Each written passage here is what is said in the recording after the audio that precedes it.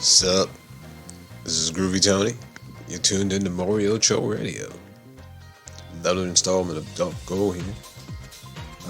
As I've mentioned before, my Korean isn't strong, so there may be a couple of times where I slip saying Kang Hyuk or Kang Hyuk, where it comes out Kang instead, so forgive me for that. But I'll work on that as I go.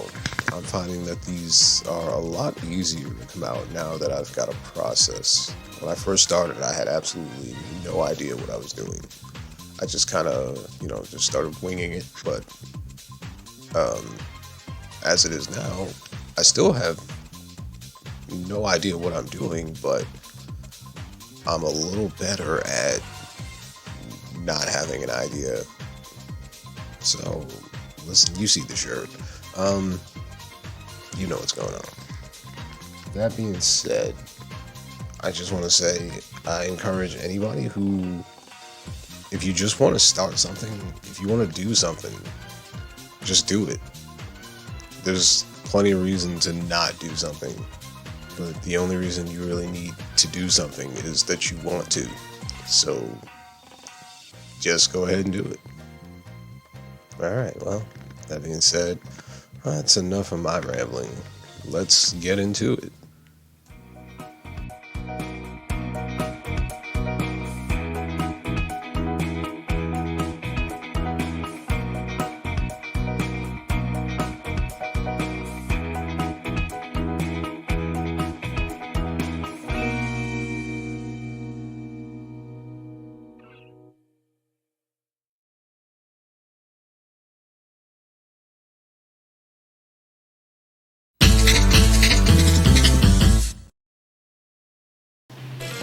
Behind the incineration plant, we see Dae-young has been working over Ko Tae-hoon and Jang Il-han, while Park Han stands by. As he pauses for a moment to question Tae-hoon, Han steps in. He attempts to talk Dae-young out of hurting him anymore, but this backfires. This draws Dae-young's suspicion, as Park Han attempts to talk him down. Dae-young asks why someone at rank 20 would be giving him orders as if he were the chairman. Han apologizes for his tone, but still insists that there's no need to go any further. This prompts Dae-young to strike him next. Dae-young berates Han for his attitude, while Han attempts to shrug it off, sighing as he tells him that they should leave things there since they're under probation. Dae-young is offended by his sighing. As Han continues to de-escalate the situation, Dae-young isn't willing to let it go. But despite being a hothead, he can read the situation well enough. He grabs Han by the face. Incredibly disrespectful, Park Han is way more patient than myself. Dae-young questions why Han is so adamant about stopping him. He asks Han directly, is he working with Kang Hyuk? Han questions what Dae-young is saying, but it's too late. He tells people to come out of hiding. Several people emerge from behind the building. Tae-hoon and Jang-il are already battered, and weak to begin with. Dae-young mentions that he was told to bring a few guys just in case, but he can't believe that he was right about everything. He meaning Tae-sup.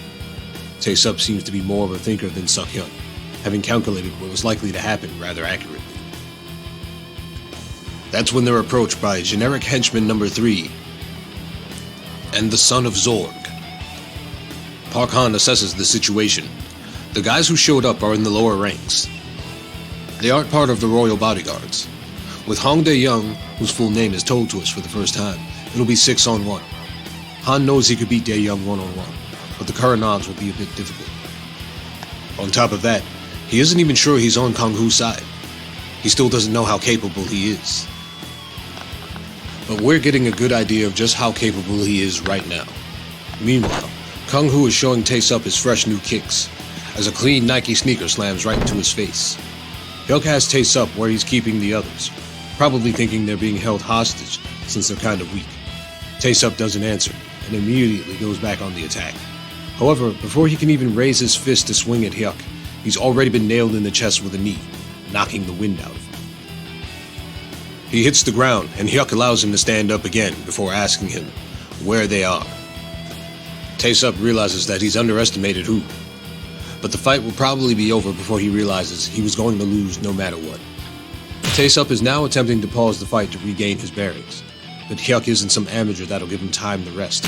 Hyuk presses the attack, landing a few more punches clean, then following up with a kick to the face, which he turns into a stomp, driving Tae-sup into the ground. Tae-sup can't do anything but groan, as Hyuk grabs his hair and picks him up. He starts slapping Tae-sup, who isn't asleep by the way. This isn't to wake him up, he's just slapping him because he can at this point. Tae-sup attempts to be defiant in between slaps. Hyuk isn't going to keep asking him the same question, so he tells Tae-sup to just let him know when he feels like talking, and in the meantime, he'll just keep hitting him. Tae-sup doesn't have time to think before he's already getting hit again.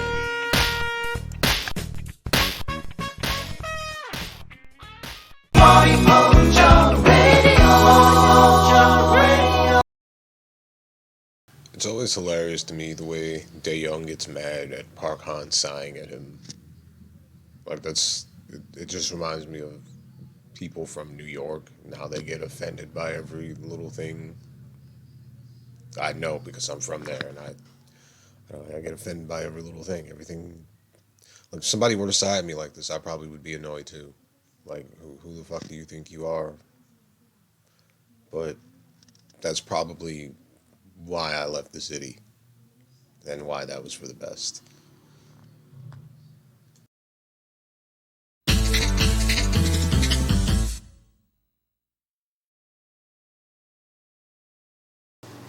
Back at the incineration plant, Park Han is getting jumped. He asks him to stop before he's forced to fight back. Hong Dae-young asks if he thinks he could beat everyone there if he fought back. Han continues to tell them to stop, yelling at him. But Dae-young yells back, asking if Han thinks they'll stop just because he says or yells it. Everyone pauses for a moment. It becomes clear to Park Han what has to happen. As Park Han stares down Dae-young taunts him. He wants to know how staring is going to help. Park Han is hesitating, and he shouldn't be. His life is on the line here. These guys aren't going to stop just because he wants them to. They mean to knock him out at the very least, and once that happens, who knows what they'll do to him. These people aren't playing around. They're not gentle, they're not your friends, they're not your allies. They think you've turned on them, and you were never their friend to begin with. I suggest you start swinging and quick. Once Han decides to fight back, Dae-young takes this as confirmation that Han is against him. But you really didn't leave him much of a choice. Is he supposed to just stand there and get hit? But Han won't have to fight alone. Il-han and Tae-hoon back him up, despite their injuries. These two are managing a real turnaround. But they are still weak. That part hasn't changed. Park Han appreciates the effort, but he also notices that they're really only going to get in his way. And Dae-young knows this as well, as he bursts into laughter, mocking them for their group pose, asking them if they're Power Rangers. The nondescript henchmen laugh as well, but I don't think they realize that they're just putties or shocker troops, depending on your Sentai of your... I don't know what you prefer. I prefer Kamen Rider. I'm a Kamen Rider guy. But when Dae-young's laughter stops, he charges in and lands a clean left on Il-han. The henchman troops swarm in. We then see why Park Han is so confident. He dislocates one of the joints of the henchman, catching his wrist mid-swing and dislocating it. Dae-young is taken by surprise, and everyone freezes up as the kid cries out. Dae-young tells everyone to stand aside and decides to take on Park Han by himself. It's clear the rest won't be able to do anything against him. Dae-young goes for another left, but Park Han slips to his outside and nails him with a 1-2, then follows with an uppercut, knocking Dae-young to the ground.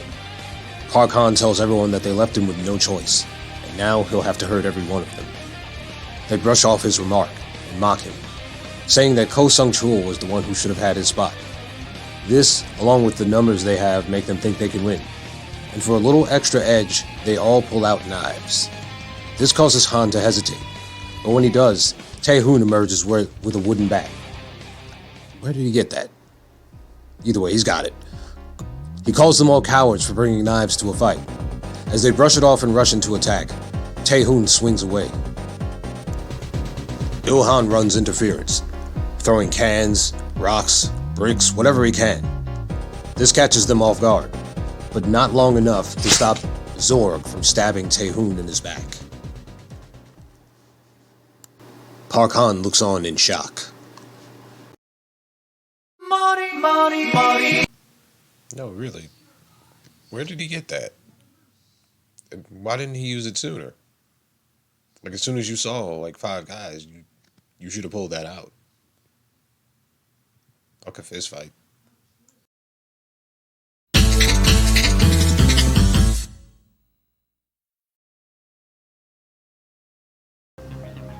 Ko Tae-hoon has been stabbed and is out of the fight.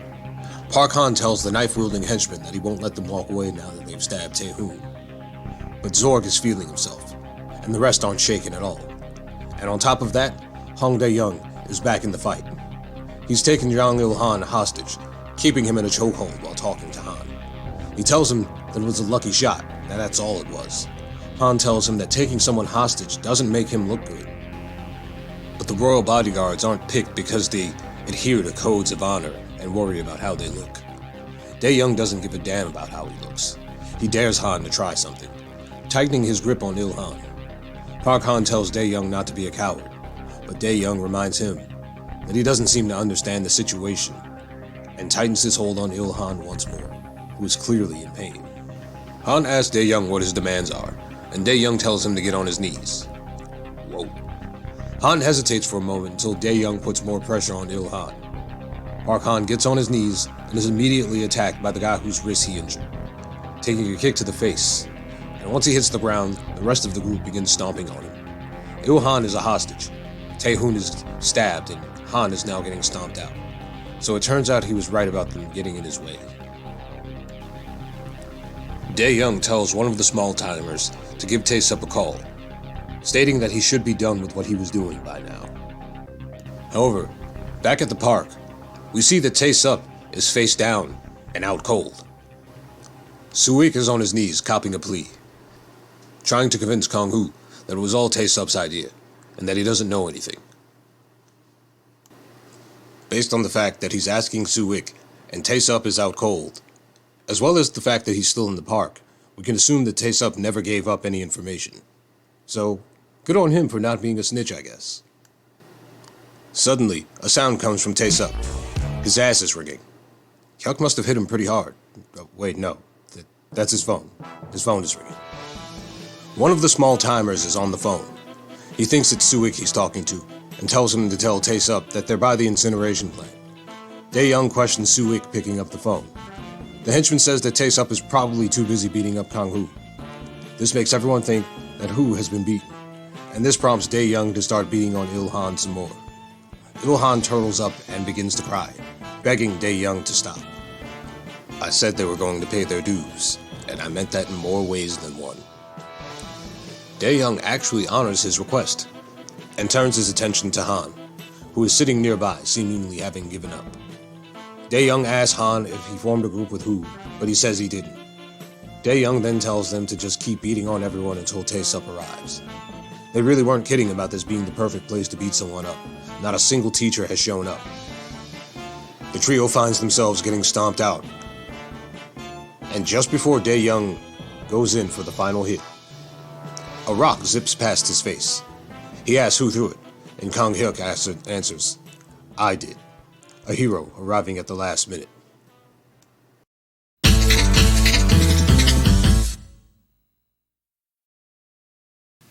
The arrival of Kang Hyuk has confused Hong Dae-young. He starts to ask why Hyuk is there, but it's cut off as Hyuk charges in for the attack. The first thug suffers a broken arm, while the second takes a chop to the throat and is grabbed by the hair. While holding him, Hyuk uses his head to block an incoming punch, which leaves thug number 3 with an injured hand. As he rears back in pain, he's met with a fist to the face. He's hit so hard that he flips completely upside down, which leaves the remaining small fry shocked. It isn't even a second, and everyone is down, including the last two. Hong Dae-young turns his attention towards Hu, but Park Han reminds him that he's still there. He draws Dae-young's attention and tells him it's his turn to kneel. He then lays in a few solid punches on Dae-young's face. Han is clearly stronger than he lets on. At the moment, however, he's just as battered as Jang Il-han and Ko Tae-hoon. Hyuk looks at Park Han and asks if he still wants to fight, but Han says he sees what Hu is capable of. A rare moment of humor from Kang Hyuk. As they leave the area, Han suggests going to the hospital. Il-han is worried that more people will get involved, but Hu reassures him. He says that they aren't at liberty to tell anyone anything, since Lee Tae-hyun will punish them. He says that they'll scramble to handle things without Lee Tae-hyun finding out before things get any worse. Hyuk says that this is the problem with having one leader at the top. Tae-hoon agrees, but asks to pause until next week. He says he's too hurt to be hanging out with them. Il-han has the same thought I did at this moment, asking why Tae-hoon is talking like he's of any help. Tae-hoon asks if Il-han is under the impression that he's any better. Just then, we move to Masita Chicken. Someone calls out the name Jong-il as a person exits the building. He tells him that it's Sunday, and it's time. We then see Scarface. It seems the fight with Lee Tae-hyun has arrived. Jong-il hops on the back of his motorcycle, and they take off.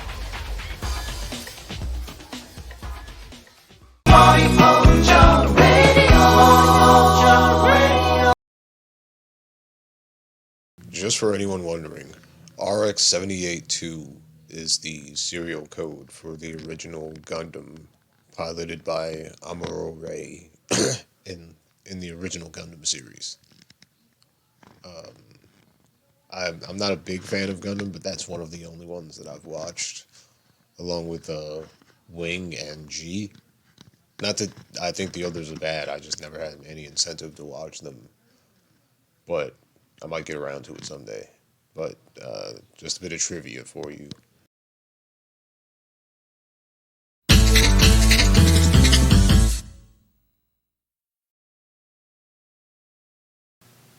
The three-man group waits in the park.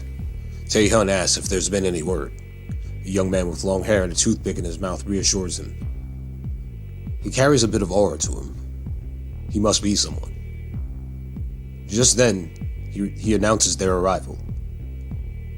Tae-hyun's expression turns into a glare, a squint of intensity. He asks firmly, "Who's Dokgo?"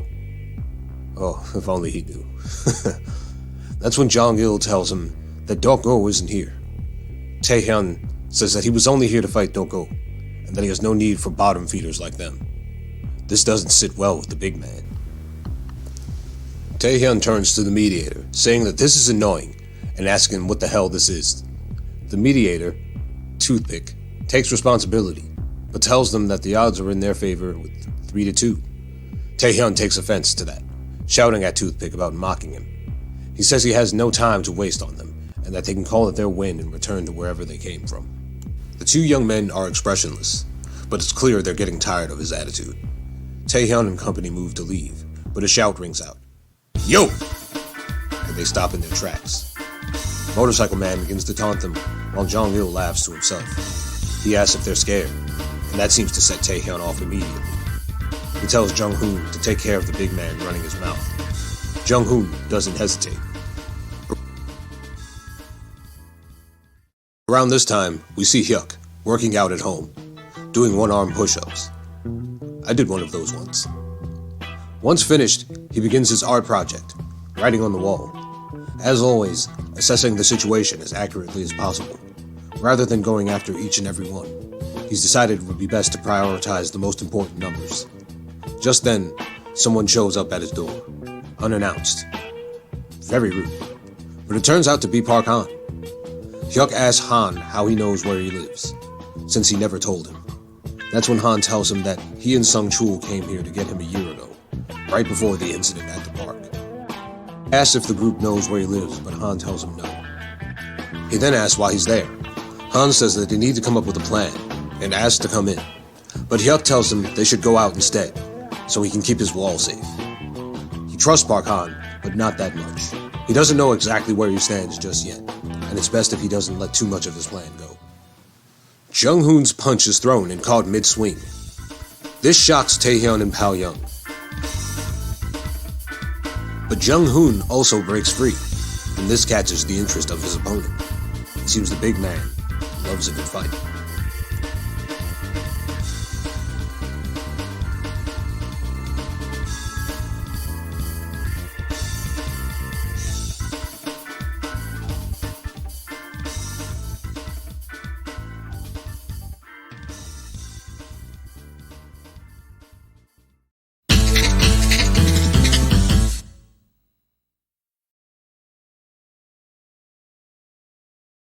Big man taunts Jung-hoon, telling him he's pretty good for a kid who goes to school, but there's no way he'll lose because he's a dropout.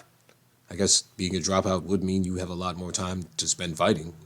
But in the middle of making his point, Jung-hoon closes in on his opponent and grabs him, wrapping both his arms around his waist and lifting him up.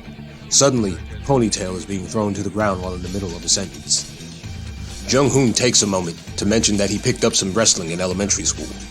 Ponytail taunts him again with a condescending remark. Jung-hoon tells him that if he continues to fight him, he could really end up getting hurt because of his wrestling. This prompts Ponytail to stand up. Jong-il notices him, though, and begins shaking his head, trying to signal him. Pal-young mentions to Taehyun that he hasn't seen Jung-hoon use his wrestling in a while. Taehyun says that his opponent must be someone who's worth fighting. The big man jumps in with a very obvious attack, leaping into a punch. Jung-hoon slips under it and grabs him, lifting him over his head and slamming him down. Afterwards, he follows up with a kick to his midsection. Ponytail catches his leg, however, and then spends his own body to pull Jung-hoon down with the momentum, sweeping him off of his feet. Over at the cafe, Hyuk and Han are sitting in a booth. They make a bit of small talk before getting down to business. Han tells him a bit about the Royals, and how there's certain guys who act like walls at certain ranks.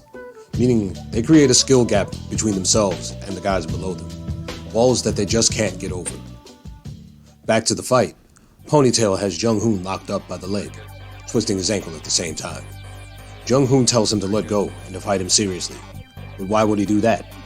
He refuses to let Jung-hoon go, mentioning that fighting is more fun when there are no rules. As Jung-hoon is held in place, Taehyun tells Pal-young to step in. At that point, Ponytail releases his grip and decides that Jong-il will now step in.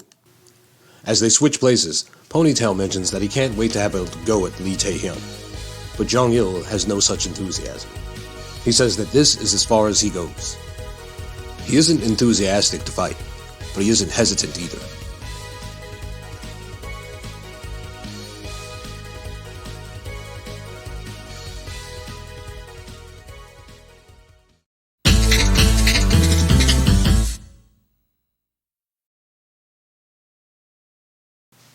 As Park Han and Kang Hyuk discuss things at the restaurant, Han tells Hyuk that he doesn't need to beat every single royal.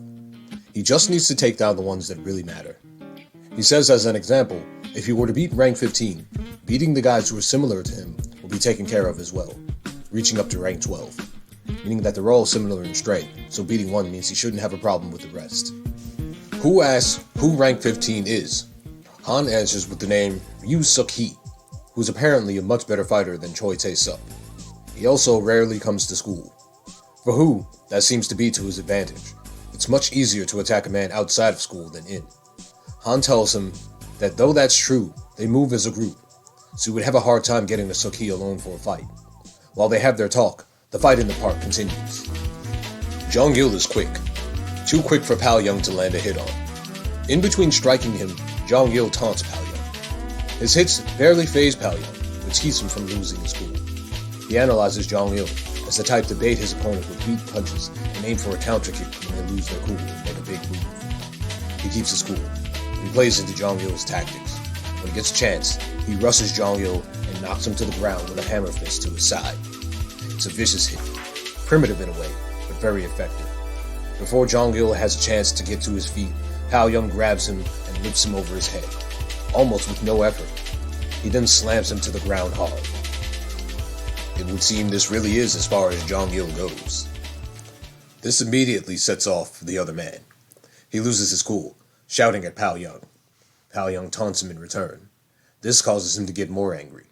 But then he calms down, remembering a chat he had with Hyuk a while back, telling him that he needs to get rid of his temper.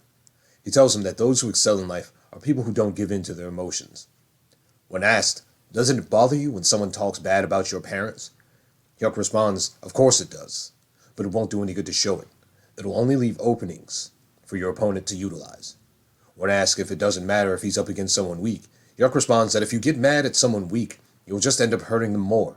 Then you have to pay more restitution fees, which is something to mention. A lot of these fights have a penalty. Even if you don't go to juvie, you end up having to pay money for the loser's hospital bills if the cops get involved. But that's not a factor at the moment. They agreed to this fight, so no one's going to call the cops. But sometimes, things tend to get out of hand. After calming down, the ponytail strongman tells Pal Young he'll show him what he can really do.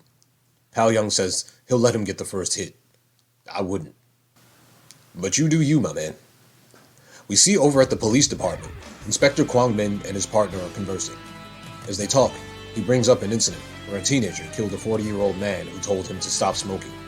Kwang Min says that teenagers have always been this way. From my experience, yes. But this reminds the partner of a call from the hospital that came in about a student getting stabbed at Taesan High School. When he remembers that this is the same school where Jong-koo attended, his interest is once again piqued. Inspector Park Kwang Min is back on the case.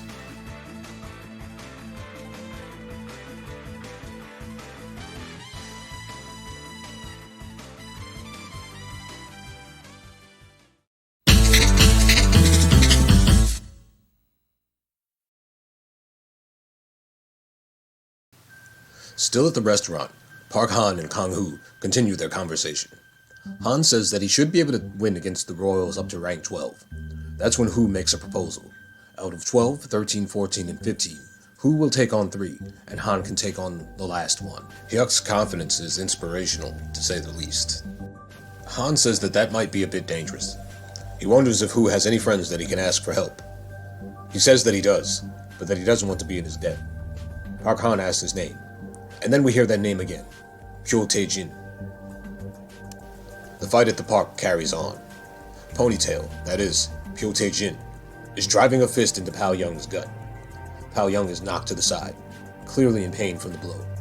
He's shocked how hard Tae-jin hits, and completely caught off guard by the second hit, which causes him to keel over in pain.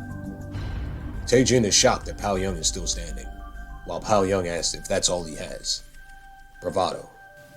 As Tae-jin hesitates, Pal Young takes advantage, rushing him from a crouched stance and tossing him to the side. Tae-jin avoids falling and just manages to mount a defense against Pal Young's incoming blow, but he still leaves his feet. Seeing an opening, Pal Young aims a finishing strike, but Tae-jin counters and attempts to throw Pal Young over his shoulder. It doesn't work. He only rips Pal Young's shirt.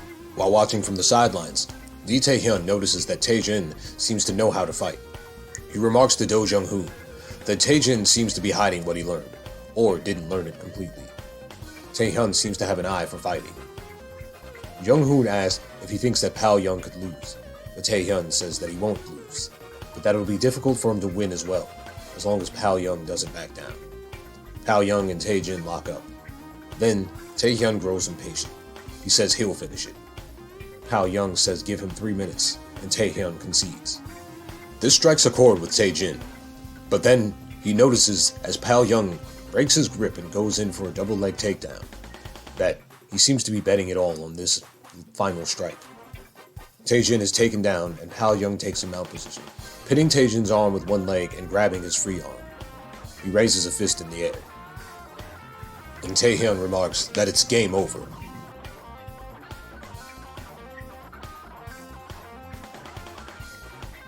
Every day I see you is a fine day.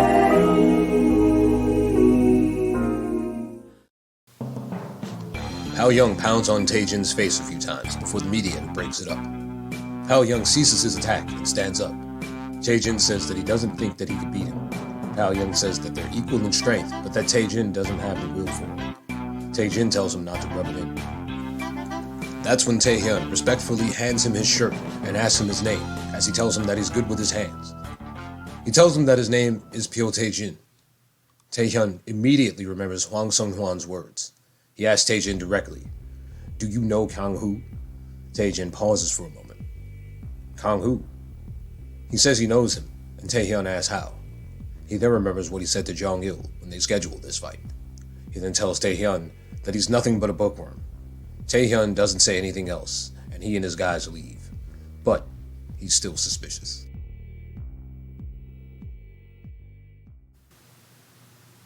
After they're gone, Tae-jin turns to Jong-il and asks him how long he's going to lay there.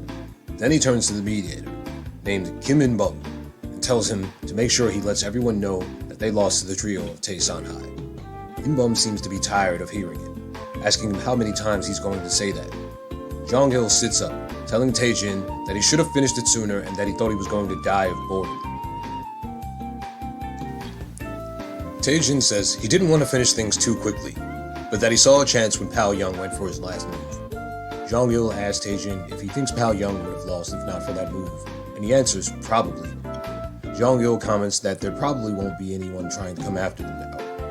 Then he asks Tae-jin, who has a cigarette in his mouth, "I thought you quit smoking," to which Tae-jin replies that this is his last cigarette before he says goodbye to this wretched thug life.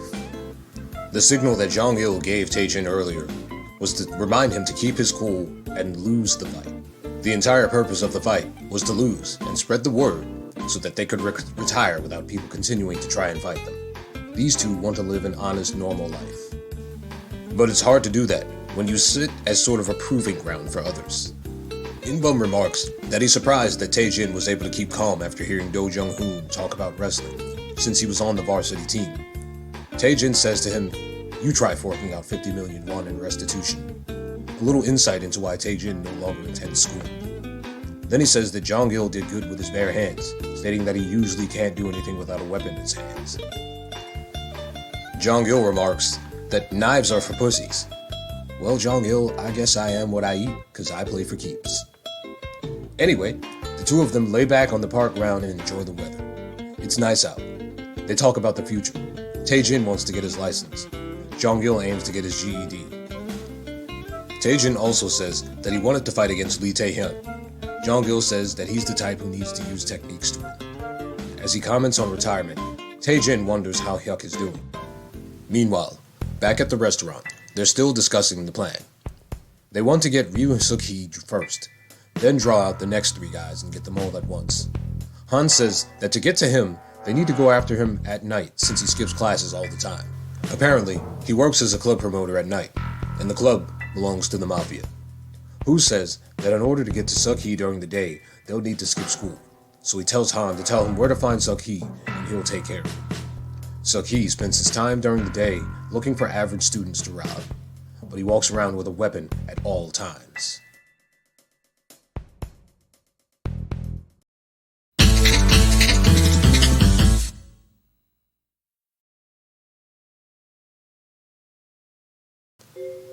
Kang Hyuk questions what Park Han means when he mentions that Ryu Suk-hee carries a weapon at all times. Han mentions the guys who had knives on them earlier before explaining the rules within the circle.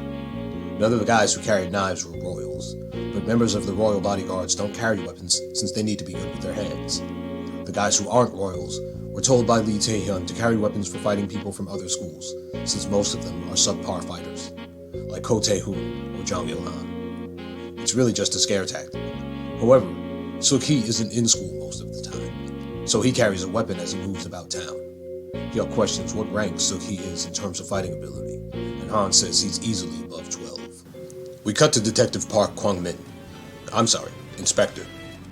On the phone with the detective, or I guess maybe he's an inspector too, that was assigned to Ko Tae-hoon's stabbing incident. He says that the blade was blunt and curved at the end, so it was just a flesh wound and not serious. Tae-hoon and Jang Il-han both said that it happened while they were playing. The detective says that he couldn't question him any further, citing his irritation with the justice system, stating that they live in a place where serial murderers aren't even given a death sentence. Before hanging up, Kwang-min tells the other detective to say hello to Chae Se-young. Once he hangs up, his partner asks him what was said on the phone. Kwang-min asks as a reminder if Ko Tae-hoon and Jang Il-han were the ones texting Hwang Sun-hwa, and the partner answers yes. Kwang-min immediately decides to go back to the school.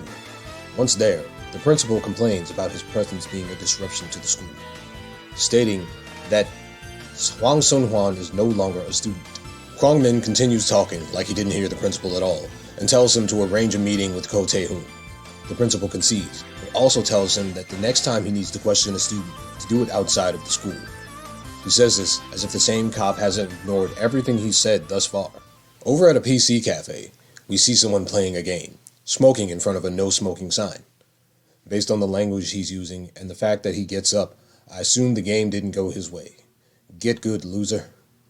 As he leaves, the clerk stops him, telling him that he hasn't played. The guy says, "What?" And the clerk repeats himself, with less gusto. That's when the asshole tells him to take it out of his own check and leaves. He immediately starts looking for people to take money from. And then he spots a couple of students. He's also carrying something over his shoulder in a holster. So from these things, we can conclude that this is Ryu Suki. And that's his weapon. He walks up behind the two smaller, weaker students and puts an arm around each one, demanding money from them. One tries to lie and say he doesn't have any money, but Suki doesn't go for it. Once they give up some cash, he presses them for more, even reaching into one kid's pockets. That's when a voice comes from out of sight, chastising Suki for taking money from kids. He turns around in a rage, as if that isn't what he was just doing. But then we see our hero, Kang Hyuk, has arrived.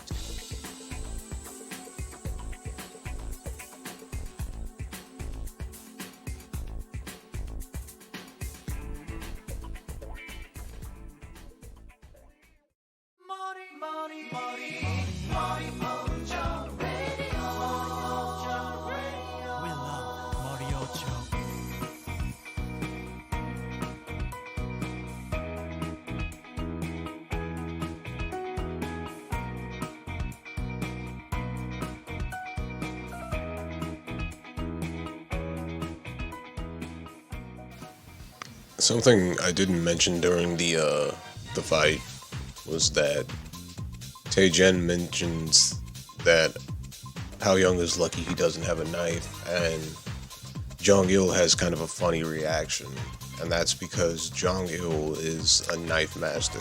Well, I don't want to call him a master just yet, but he's a knife user, and he's very skilled. So this comes up when Tae-jin says he's useless without a weapon, and that's because, he's not a strong striker at all.